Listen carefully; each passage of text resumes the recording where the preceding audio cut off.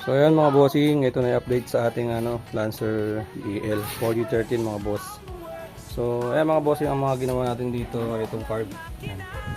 So nilinis natin yung carb. Tapos nagpalit tayo ng intake manifold mga bossing.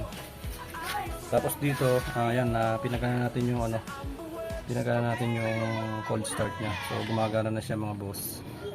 Tapos ito mga bossing, nagpalit tayo ng bagong timing belt, tsaka tensioner bearing, yung crankshaft, tsaka camshaft oil seal mga boss. Bago na rin yan mga bossing. Tapos ito, yung power steering mga bossing, nag-convert tayo ng power steering. Ayan, original power steering to ng 1415 mga bossing na GLI. So ano lang siya, salpakan lang siya dito sa EL mga boss. Mayroon pang kulang mga boss yung tangke natin kasi papalitan natin siya ng bago. Surplus mga bossing, mahanap tayo ng surplus kasi sobrang kalawang ng tangke niya. So ginawa muna natin para matesting natin mga bossing. Nag-adapt muna tayo ng hose dyan papunta dito sa labas. So ayan, ito yung hose niyan papunta dito. So para matesting natin mga bossing, naglagay muna tayo ng gas down for the meantime mga boss. Tapos mga bossing, ayun, yung aircon nito okay na din. Okay na siya, malamig na aircon niya. Okay na lahat yung makina niya.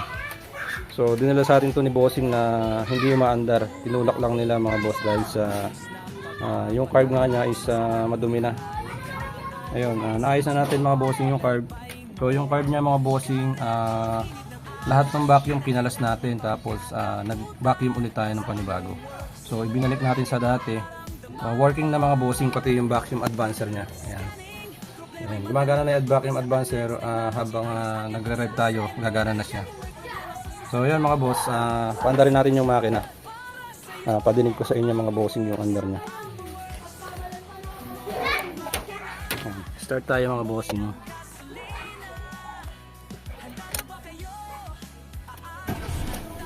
So yun, one click start na mga bossing.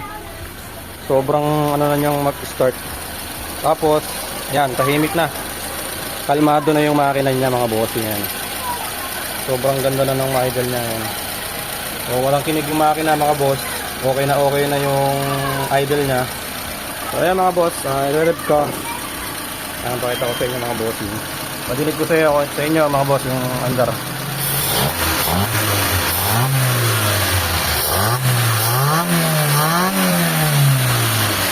Ayan mga bossing, powerful na yung makina. So sana hindi na lumabas yung usok sa tambucho kasi sabi ni bossing is lumalabas daw yung usok dun sa tambucho, kulay puti. So far wala naman akong nakikita ngayon. Siguro dahil lang sa matagal kasi na-stock to kaya nagkaganon mga bossing. Kaya mga boss, umaandar yung makina natin. Kaya nagpalit pala tayo ng itong camshaft pulley kasi malakas yung gewang niya. Ito yung pinalit natin, okay na yan. So hindi na siya ganun kalakas mag-wiggle mga bossing. Ayun na mga boss, ito biniblade na lang natin tong biniblade na lang natin tong tubig kasi ina-obserbahan ko kung mayroong pantatagas na sa ayan. Tubig lang muna ng mga bossing na mineral. Pagka okay na yung waterline natin mga bossing, ikukulat na natin to mga boss. So ayun. Ayun lang mga bossing. Ay, isang rev pa mga boss.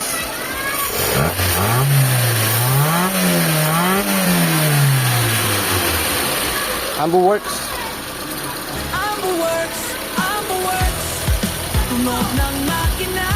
Ayun nga pala yung katulong natin gumawa, si Pops. Yan, si Pops.